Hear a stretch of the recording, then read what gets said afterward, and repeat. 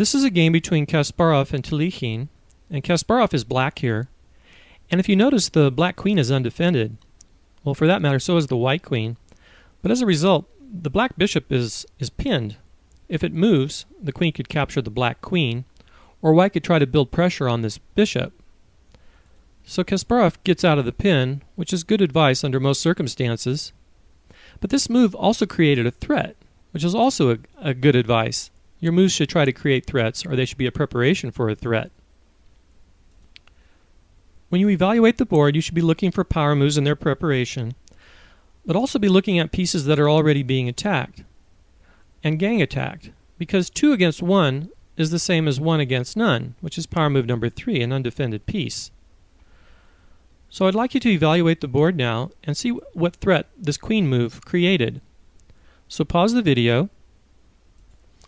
If you notice, the queen formed a battery with the bishop, and it's attacking this pawn, which is only defended once by the white bishop. So it's attacked twice now, and it was attacked once by the black bishop previously.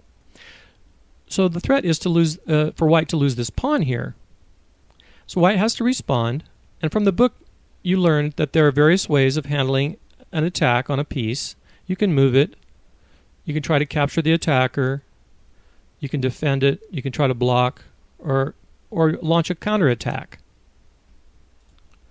Which defense to choose will be based on the particulars of a situation, but generally you don't want to create weaknesses, structural weaknesses in your pawns, and you always want to be considering other strategical goals. So take a moment and see how you would handle this attack on this pawn. So pause the video. Okay, well, we can't capture the bishop without losing our queen. So we're left with maybe moving the pawn, which can be moved once or twice. We could defend it with this rook or with that rook. Or we could launch the Chicago way and maybe slide this rook over here and attack the queen. But in this game, white decided to defend the pawn by moving it. This choice increased the mobility of the bishop, because now this square is free for the bishop to move. Moving the pawn twice, if this pawn takes, the bishop would take back, and the bishop would be undefended for a moment, giving black the tempo. So these are some of the considerations that white had in deciding to move the pawn. And now Kasparov moves the queen to g6 and created another threat.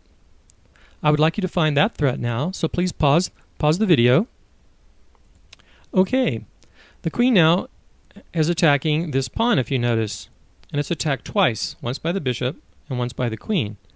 And it's actually a threat of checkmate, because when the queen slides down here, it's check and the king has no escape squares. So again, white has to decide how to handle this attack. He could try to defend it by bringing one of the rooks to this square, which would be 2 defenders now. He can try and block by sliding the queen here. Or he could move the pawn 1 square up. Which one would you choose?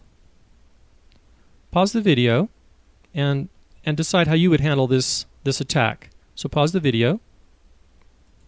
Okay, if the queen slides here to block, the queen could capture and the pawn would recapture, and then we'd have double pawns, and that's weak generally, and you don't want to create weaknesses unnecessarily.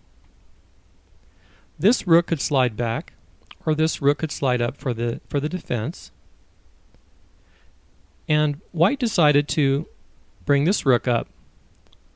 And one of the advantages of this rook over this one is that this rook is already on the 7th rank, one of our goals. So bringing it back would remove it from that position. So these are some of the considerations that white had in choosing this move. Sliding the pawn up would create more mobility for this bishop and create weaknesses here. So he decided to just simply defend it. So before you move, you have to determine the threat that your opponent's last move created, and then determine the best way to deal with it, which will be based on either achieving a strategic goal and not creating weaknesses in your position.